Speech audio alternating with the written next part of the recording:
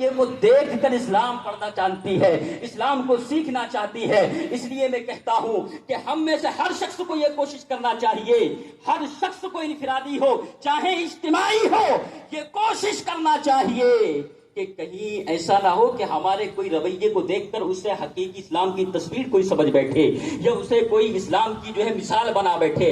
اگر آپ کسی کو کوئی دعوت نہیں پیش کر سکتے تو کم سے کم اتنا تو کر سکتے ہیں کہ خدارا اسلام کو بدنام نہ کرے، مسلمانوں کو بدنام نہ کرے۔ اس لیے کہ بزرگ فرماتے ہیں جس طرح سے کپڑوں میں سفید کپڑا ہوتا ہے اور اس پہ لگا داغ دور سے نظر آتا ہے، بلا شبہ اسی طرح سے قوم مسلم کی مثال ساری دنیا کی قوموں میں ہے، اور قومیں غلاظت میں پھرتی ہیں، گناہ کرتی ہیں، شراب و نشہ میں لت پت رہتی ہے، مگر مسلمان قوم سفید کپڑے کے مانند ہے۔ اگر ایک بھی کوتاہی کرتا ہے تو سفید کپڑے پر لگے دھبے کی طرح دور سے نظر آتا ہے۔ اس لیے ہمیں احتیاط کی ضرورت ہے، ہمیں اپنے آپ کو سدھارنے کی ضرورت ہے۔ عزیزان ملت اسلامیہ، اب میں اصل موضوع پر آتا ہوں جو میں آج کہنا چاہتا ہوں۔ آج ہم میں ہر مسلمان میں جہاں دیکھو انتشار ہے، افتراق ہے، جہاں دیکھو آپس میں نا اتفاقی ہے، جہاں دیکھو قوم کوستی ہے لیڈروں کو کہ لیڈر کیا کر رہے ہیں، اور لیڈر کوستے ہیں کس کو؟ عوام کو کہ یہ کیا کر رہے ہیں۔ مقتدی کہتے ہیں امام کو کہ امام صاحب اصلاح نہیں کر رہے، اور امام کہتا ہے مقتدی کو کہ وہ میری باتوں پر عمل ہی نہیں کرتے ہیں۔ بیٹے کہتے ہیں ماں باپ کو، اور ماں باپ کہتا ہے اولاد کو، ٹیچر کہتا ہے شاگردوں کو، اور شاگرد اصلاح کرتے ہیں اپنے ٹیچر کی۔ آج یہ ایسا ماحول، انسان خود اپنے آپ سے پہل نہیں کرتا، اپنی اصلاح نہیں کرتا۔ میرے استاد کہتے تھے اگر اچھائی کی آپ کو پہل کرنا ہے، نیکی کی آپ کو پہل کرنا ہے تو بیٹا پہلے خود سے شروع کرو، خود سے شروع کرو، تب اس کا عمل ہوگا۔ پہلے خود اس پر عمل کرو۔ لیکن ہمارے یہاں آج دوسروں کو کوسنا شروع کر دیا، اپنی خود کی کوئی اصلاح نہیں ہے۔ انسان آج کے دور میں کہتا ہے، ایک وکیل صاحب تھے ہمارے دوست، ان کی داڑھی تھی اچھی خاصی، جب پروموشن ہوا اچھے وکیل بن گئے تو انہوں نے پورا صاف کرا دیا۔ ہم نے کہا ایسے کیوں؟ کہا حضرت معاملہ یہ ہے کورٹ میں بہت جھوٹ بولنا پڑتا ہے۔ تو میں نے کہا اللہ کے بندے، پہلے ایک سے تو معافی تھی، کم سے کم سر آپ کے چہرے پر داڑھی تھی، اب تو دو گناہ اکٹھا کر لیے۔ جھوٹ کا گناہ الگ ہے، داڑھی کا گناہ الگ ہے۔ اور میں نے سمجھایا جھوٹ کا تعلق داڑھی سے نہیں ہے۔ اسلام کہتا، آج کا مسلمان کہتا اور یہ داڑھی رکھ کر کے جھوٹ بول رہا ہے، حج کر کے جھوٹ بول رہا ہے۔ ارے اللہ کے بندے، جھوٹ کا تعلق صرف داڑھی اور روزے سے نہیں ہے، صرف نماز سے نہیں ہے۔ ارے یہ کہنا چاہیے کہ کلمہ پڑھ کر کے تو جھوٹ بول رہا ہے، اس لیے کہ کلمہ ایک ایگریمنٹ ہے اللہ سے۔ اے اللہ، جب تک میں اسلام میں نہیں آیا تھا تو اپنی شہوت کو پوچھتا تھا، جو چاہتا تھا من کرتا تھا۔ اے اللہ، اب میں نے تجھ سے وعدہ کر لیا ہے، تیرا کلمہ پڑھ دیا ہے، اب اپنی ہوس اور پرست کی نہیں سنوں گا، بلکہ جیسا تو کہے گا، بلکہ جیسا نظام مصطفیٰ ہے اس کے مطابق میں زندگی پر عمل کروں گا۔ یہ ہونا چاہیے۔ ہم کہتے ہیں کہ جبہ پہن کر کے آپ جھوٹ بول رہے ہیں۔ ارے اللہ کے بندے، یہ کہنا چاہیے کہ مسلمان ہو کر کے جھوٹ بول رہا ہے، کلمہ پڑھ کر کے جھوٹ بول رہا ہے، لیکن یہاں ہم بالکل ایک دم سست نظر آتے ہیں۔ یاد رکھیں، آج ہم میں سے لیڈر عوام کو کوس رہے ہیں کہ ایک عوام ہماری سنتی نہیں، اور عوام لیڈروں کو کوس رہی۔ یاد رکھیں، ایک مثال کے ذریعے سے میں اپنی آواز کو آپ کو سمجھاتا ہوں۔ ایک شخص تھا، ایک نوجوان، اس نے اپنے معاشرے سے ایک نیک با اخلاق خاتون سے شادی کی، اور شادی کے بعد وقت اس کا گزرتا گیا، وقت گزرتا رہا، اتفاق سے اس کا کسی قریبی رشتہ دار سے جھگڑا ہو گیا۔ جب جھگڑا ہوا تو دستور کے مطابق وہاں جو جھگڑا کرتا تھا اس کو شہر بدر کر دیا جاتا۔ اس نوجوان کا رشتہ دار سے جھگڑا ہوا، اس کو شہر بدر کر دیا۔ وہ جا کر کے دوسرے علاقے میں شفٹ ہو گیا، وہاں رہنے لگا، اور وہاں کا دستور تھا کہ وہاں کا چودھری روز ایک میٹنگ ہال میں بیٹھتا اور لوگوں سے مشورے لیا کرتا، مشیروں سے مشورے لیا کرتا۔ وہ نوجوان بھی اس نئے علاقے میں اس چودھری کے چبوترے پر جا کر کے بیٹھنے لگا، مشورے میں شریک ہونے لگا۔ اتفاق سے ایک دن اس چودھری کا گزر اس نوجوان کے گھر کی دہلیز سے ہوتا ہے، تو اس چودھری کی نظر اس نوجوان کی بیگم پر پڑتی ہے، جو کہ با حیا ہے، با کردار ہے، خوبصورت ہے، خوب سیرت ہے۔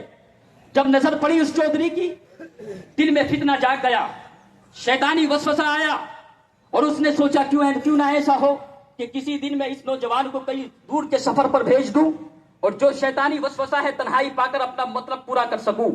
دوسرے دن وہ چبوترے پر آیا، नौजवानों को इकट्ठा किया, मुशीरों को इकट्ठा किया और कहा मेरा ख्याल है कि करीब के एक गांव में वहां एक बेहतरीन चरागाह है, मैं समझता हूं कि तुम 4-5 अफराद वहां जाओ। और उस नौजवान को भी उन 4 अफराद में शामिल कर लिया कि आप भी वहां जाओ। हुक्म हुआ चौधरी का, वो चारों लोग चल दिए। उसमें वो नौजवान भी जो नया नया उस इलाके में शिफ्ट हुआ था वो भी चल दिया। 3 दिन का सफर है।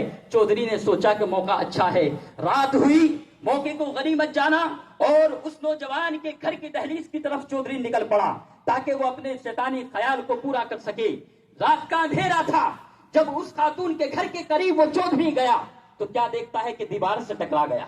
जब दीवार से टकराया, औरत जाग गई और उसने ललकार करके कहा कि कौन? उसने कहा तुम जानती नहीं हो, तुम्हारा शोहर दूरो दराज है और मैं वही चौधरी हूँ जिसके इलाके और गांव में तुम रहती हो।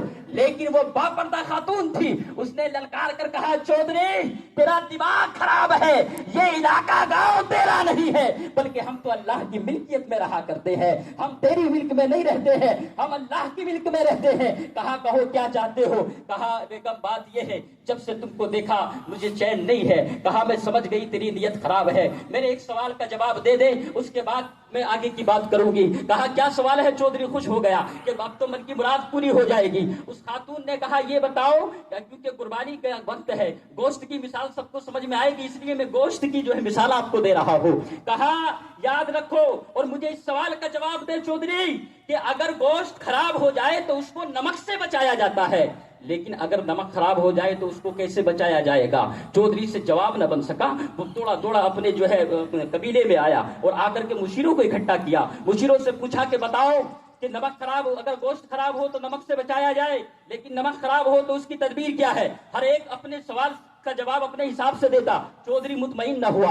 करीब एक दूर बूढ़ा बैठा था, उसने कहा चौधरी इस सवाल का जवाब मैं अकेले में देना चाहता हूँ, ये बुजुर्ग बड़े काम के होते हैं। सरकार ने इरशाद फरमाया जो मेरी उम्मत के किसी बुजुर्ग का अदब करेगा गोया कि ऐसा ही है जैसे उसने मुस्तफा का अदब किया, इन बुजुर्गों का अमल भी करो। वो बुजुर्ग दूर बैठा था, बड़े काम के होते हैं ये बुजुर्ग, अक्लमंद होते हैं। उसने कहा चौधरी तू इस सवाल का जवाब पूछना चाहता है कि गोश्त खराब हो जाए तो नमक से जो है उसको बचाया जाए, लेकिन नमक ही सारा खराब हो तो फिर क्या उसकी तदबीर है? सुनो, ये जिसने भी तुझसे सवाल किया है समझ ले ये एक पुरानी हिकमत का शेर है, ये एक पुरानी हिकमत है। चौधरी ने सारा माजरा सुनाया। उस बुजुर्ग ने कहा तुझे पता नहीं है, उस खातून ने, वो जो है बाहया है, वाकिदार खातून है, उसने तुझसे ये सवाल करके तुझे तेरे ज़मीर से टकरा दिया है और उसने तुझे शर्मिंदा नहीं किया, उसने तुझे रुसवा नहीं किया। दरअसल वो कहना ये चाहती थी कि अगर गोश्त खराब हो जाए तो नमक बचा लेता है, लेकिन अगर नमक ही खराब हो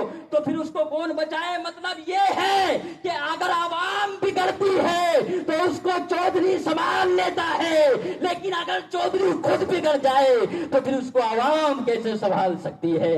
अब इससे मैं आगे कहना चाहता हूं, आज हम में का हर शख्स यही रो रहा है कि आवाम नहीं समझती है और आवाम ये कहती है कि लीडर बहुत नालायक है। मैं कहना ये चाहता हूं अगर आवाम बिगड़ जाए तो चौधरी संभाल ले, लेकिन चौधरी बिगड़ जाए तो फिर आवाम को कौन संभाले? अगर मुक्तदी बिगड़ जाए तो इमाम संभाल ले और खुद इमाम ही बदल जाए तो फिर मुक्तदियों का क्या होगा?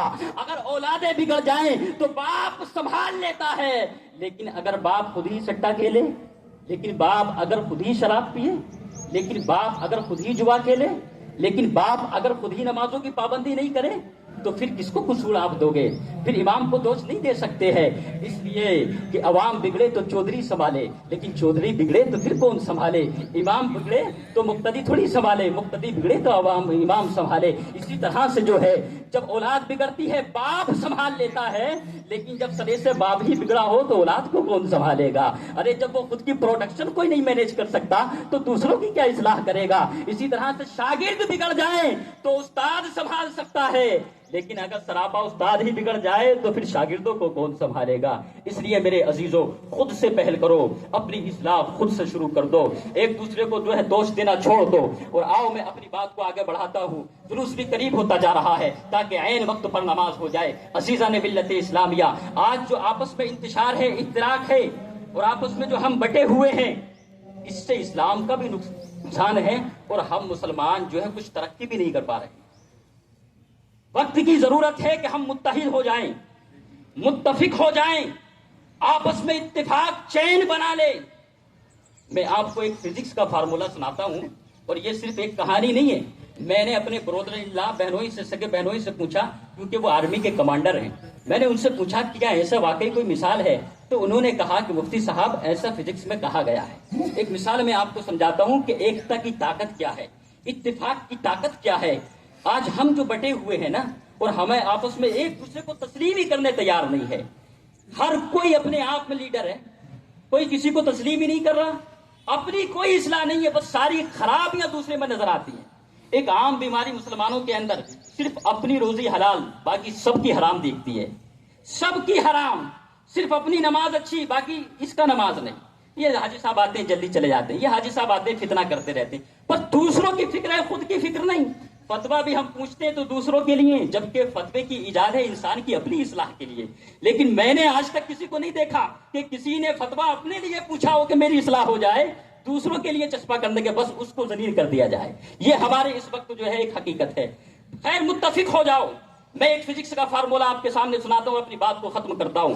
देखिए, जब फौजी लोग मार्च करते हैं ना, जब उनकी परेड होती है, तो अगर वो चलते चलते किसी पुल से गुजरते हैं तो उनका कमांडर उनको ये सिखाता है कि अगर रास्ते में कई पुल आ जाए तो अपना डिसिप्लिन तोड़ करके फौजी मार्च खत्म करके फिर पुल को पार करना है। कहा क्यों? कहा इसलिए कि जब फौजी लोग मार्च करते हुए चलते हैं तो उनके इन बराबर कदमों से एक ऐसा एनर्जी का ब्लॉक बनता है कि जिसकी ताकत उस पुल के पार्टिकल्स बर्दाश्त नहीं कर सकते। वो हो सकता है, मुमकिन है कि वो पुल गिर जाए, धंस जाए। अब आप सवाल करोगे मुफ्ती साहब किबला ये बताइए कि अगर 5 आदमियों को पुल से गुजार दिया जाए फौजियों को, तो क्या पुल गिर सकता है? देखिए, ऐसा नहीं है। ये पुल के स्ट्रक्चर पर डिपेंड करता है कि आया वो पुल कितना बड़ा है, उस पर कितने फौजियों को गुजारना है। ये पुल के स्ट्रक्चर पर डिपेंड करता है, आम नहीं है। तो जब फौजी गुजरते हैं, मार्च करते हैं, तो कमांडर उनको सिखाता है कि जब पुल से गुजरो तो डिसिप्लिन तोड़ करके गुजरो, इसलिए कि तुम्हारे कदमों से जो एनर्जी का ब्लॉक बनेगा, पुल के पार्टिकल उसको बर्दाश्त नहीं कर सकते। आप कहेंगे मुफ्ती साहब वही पुल होता है, आप कह रहे 500 फौजी मार्च करते गुजरे, पुल गिर सकता है, मुमकिन है। लेकिन उसी पुल पर हजारों गाड़ियां गुजरती हैं, हजारों अफराद भी तो गुजरते हैं, फिर पुल क्यों नहीं गुजरता है? 500 फौजियों से पुल गिर सकता है छोटा, तो फिर 1000 अफराद सुबह से शाम तक से गुजरते हैं, पुल क्यों नहीं गुजरता? सवाल आपका यकीनन दुरुस्त है। जवाब सुने, जब इंसान उस पुल से गुजरता है, गाड़ियां उस पुल से गुजरती हैं, तो इत्तेफाक से नहीं है, उनके कदम एक दूसरे से जुदा होते हैं। इंसान सुबह से शाम तक पुल पे गुजरता है, लेकिन उनके कदम एक दूसरे से मुताबिकत नहीं रखते हैं, जुदा होते हैं। लेकिन जब फौजी गुजरता है तो वो एक ही वक्त में गुजरता है, उनके कदम एक दूसरे से मुताबिकत रखते हैं। आम इंसान जब गुजरता है पुल से, तो उनके कदमों से जो एनर्जी का ब्लॉक बनता है, पुल का वाइब्रेशन उनको खत्म कर देता है, इसलिए कि वो जुदा जुदा होते हैं। लेकिन जब फौजी मार्च गुजरता है तो उनके कदमों की एनर्जी का ब्लॉक पुल के पार्टिकल्स बर्दाश्त नहीं कर पाते, इसलिए कि वो उनमें एक दूसरे के कदमों में मुताबकत होती है, मुशाबहत होती है। मैं आपसे पूछना चाहता हूं, इसी आयत के, इसी मिसाल के तहत में हम एक कुरान की आयत पर नजर करें, वातसिमू बिहब्लिल्लाहि जमीआ, कि अल्लाह की रस्सी को मजबूती से थामो, अल्लाह की रस्सी को मजबूती से पकड़ो। जब मैंने गौर किया इसकी तफसीर पर, तो समझ आया कि मुस्तफा ने हमें उखुवत का पैगाम क्यों दिया है, मुस्तफा ने हमें एकता का पैगाम क्यों दिया है, मुस्तफा ने हमें आपस में मिलने का पैगाम क्यों दिया है। आपने मिसाल सुनी होगी कि बद्र में 313 की कलील तादाद ने हजारों को खाक में मिला दिया था। आपको मालूम है कैसे मिला दिया था? क्योंकि उन 313 की एकता एक थी, उनका सुख एक था, उनका दुख एक था, उनकी हमदर्दी एक थी, उनका खुशी और गम का नजरिया एक था। इसलिए उन 313 ने हजारों के खाक में मिला दिया। अरे वो 313 ऐसे थे जिस कुफ्र के पुल पर चलते थे, अपने कदमों से ज़रब लगाते थे, वहां पर इनकिलाब पैदा फरमा देते थे। आज हम हैं, लाखों हैं, करोड़ों हैं, लेकिन एक दूसरे से बिल्कुल अलग नजरिया, बटे हुए। कहां से इत्तेफाक